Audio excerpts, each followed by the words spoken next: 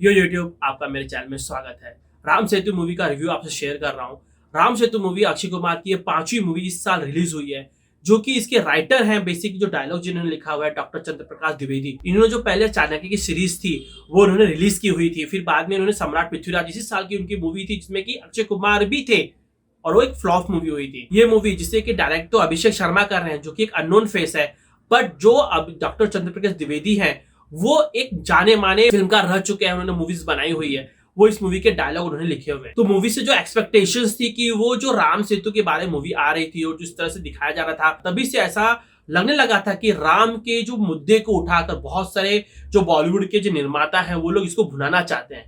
और जिस तरह से RRR में जो राम का जो वेशभूषा के अंदर जब रामचरण मारता है, तो वो जो इम्पैक्ट है वो सब उसको भुनाना चाहते हैं। जो कि कंटारा मूवी ने अपने ही जो संस्कृति है उसको यूज करके जिस तरह से एक बढ़िया मूवी बनाई थी, उसी तरह की मूवी लोग बनाना चाहते हैं, बट उसको भुनाना चाहते हैं।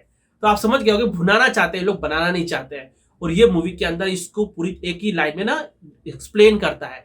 क्यों? क्योंकि मूवी के अंदर जो भी पार्ट है वो राम भगवान से रिलेटेड नहीं है, ये राम सेतु के प्लॉट पर है। याद है आपको, जब मोदी की सरकार नहीं आई थी और कांग्रेस की सरकार थी, तो उन्होंने पटिशन डाला था कि जो राम सेतु को तोड़कर डीएमके के साथ मिलकर कि वो राम सेतु को तोड़ना चाहते थे और वहां से एक शिपिंग लेन निकालना चाहते थे। और वहां पर बहुत बड़ा केस हुआ था और सुप्रीम कोर्ट में केस गया हुआ था और डॉक्टर सुब्रमण्यम स्वामी ने उसके केस को लड़ा था। और वहां पर जब उन्होंने सुप्रीम कोर्ट में जाके अपना पक्ष रखा था, तो किस तरह से ये राम सेतु को तोड़ना एक इकोनॉमिकल डिजास्टर होगा उसको प्रूफ करके उससे बचाया था। तो गाइस, वो जो प्लॉट था ना, उसी के ऊपर ये मूवी बनाई गई है, जिसके अंदर की एक एथिस्ट जो अक्षय कुमार रोल प्ले कर रहे हैं, वो किसी चीज में धर्म में विश्वास नहीं रखता है। पाकिस्तान को जो मिले हुए जो खजाने रहते हैं, जो भारतीय राजा के रहते हैं, उनको दे देता है। पाकिस्तान को एक पॉजिटिव देश के रूप में दिखाता है। और वहां पर जो डायलॉग्स है स्टार्टिंग में, वहां पर बहुत ज्यादा क्वेश्चन करने का मन करता है कि क्या सिर्फ चंद्र प्रकाश द्विवेदी ने ये डायलॉग लिखे हैं।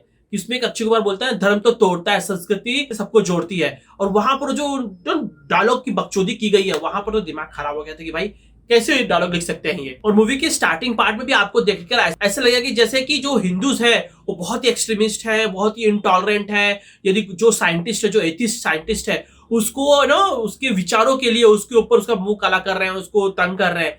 ये बात मेरे को पची नहीं, क्योंकि ना बहुत सारे एथिस्ट ऐसे लोग हैं अभी भी टीवी पर आते हैं, डिबेट करते हैं, उनको कितनी सारी बातें कह जाते हैं हमारे भगवान के बारे में। कितना कांग्रेस ने राम सेतु को तोड़ने के लिए राम के अस्तित्व को नकार दिया था, फिर भी उसका जो हिंदुओं ने जो प्रतिकार रूप में किया था वो कोर्ट में जाके लड़ा था। तो ये सब बातें थोड़ी सी ओवरडन की गई है। बट जो अक्षय कुमार का जो कैरेक्टर है, उसके इस विचारों के लिए जो सरकार रहती है उसको एक प्रोजेक्ट देती है कि जाके तू राम सेतु का भी तू निरीक्षण कर और पता लगा कि राम सेतु मैनमेड है कि या पहले से ही वो था और उसको राम भगवान के नाम पर जोड़ दिया गया है ताकि वो तोड़ सके उसे।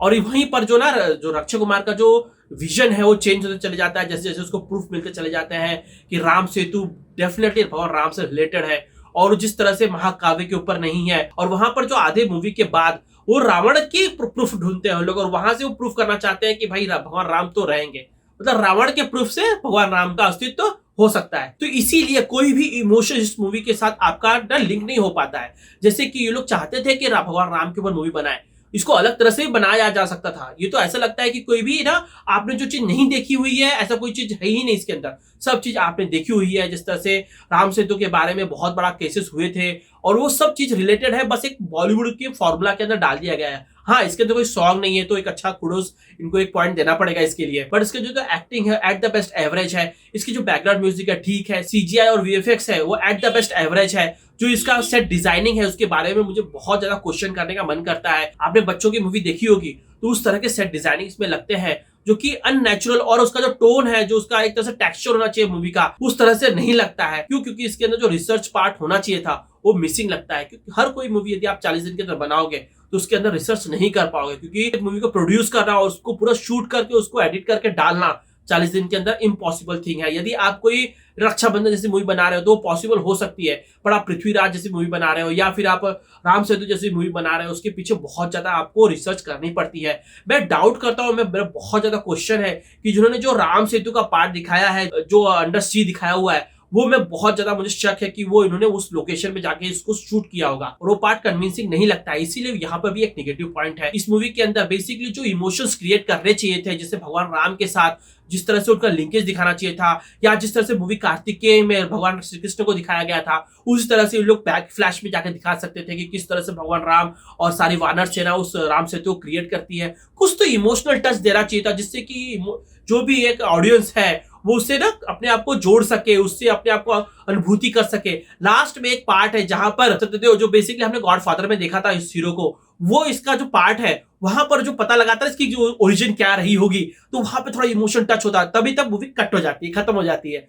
तो वो पार्ट बेसिकली इसको ना ज्यादा एक्सप्लोर करना चाहिए था। तो जो लास्ट का पार्ट है जो कोर्ट रूम में है वो इंटरेस्टिंग लगता है काफी, जो जिस तरह से वहां पर जो डायलॉग लिखे गए हैं वो बरोबर नैरेटिव को पेश करते हैं। वहां पर जो बहुत सारी जो ताकतें हैं, किस तरह से हिंदुत्व और हिंदुत्व की आस्था के भगवान राम की के अस्तित्व को जो नकारने की बहुत सारी जो चालें चली जा रही है, जो बहुत सारे स्टेप्स लिए जा रहे हैं, उसको किस तरह से काउंटर किया गया, वो पार्ट मुझे बहुत अच्छा लगा। तो गाइस, ये मूवी ऑन एंड ऑल यदि मैं कहूँ ना एक शब्द में कि ये मूवी एक एवरेज एक्सपीरियंस है।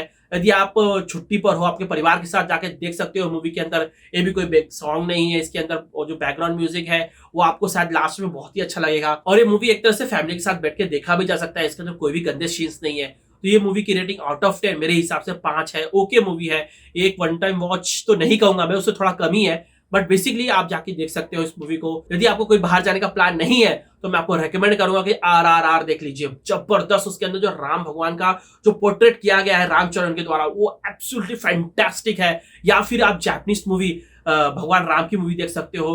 वो मूवी को रिलीज होने के लिए कितना स्ट्रगल करना पड़ा था उस एक जापानीज डायरेक्टर के, जो ना बेसिकली प्यार और एक तरह से बोलते हैं ना भक्ति के कारण ये मूवी पॉसिबल हो पाई थी। वो जाके देखिए, बहुत ही जबरदस्त मूवी है, आपको पसंद आएगी। या यदि आप थिएटर जाना ही चाहते हो तो जाके कंटारा देखिए, बहुत ही जबरदस्त मूवी है। गाइस, आई होप आप लोगों को पसंद आया होगा। मैं आप लोग से रिक्वेस्ट करता हूँ मेरे चैनल सब्सक्राइब करिए, इसको लाइक करिए, शेयर करिए, और मेरे चैनल से बैंक्स इन टेक बिट्स और गेमिंग नट्स में सब्सक्राइब करिए। मैं आप लोग से ऐसी मूवी सीरीज या ट्रेलर के रिव्यू मिलूंगा। आप लोगों मेरा प्रेम भरा नमस्कार।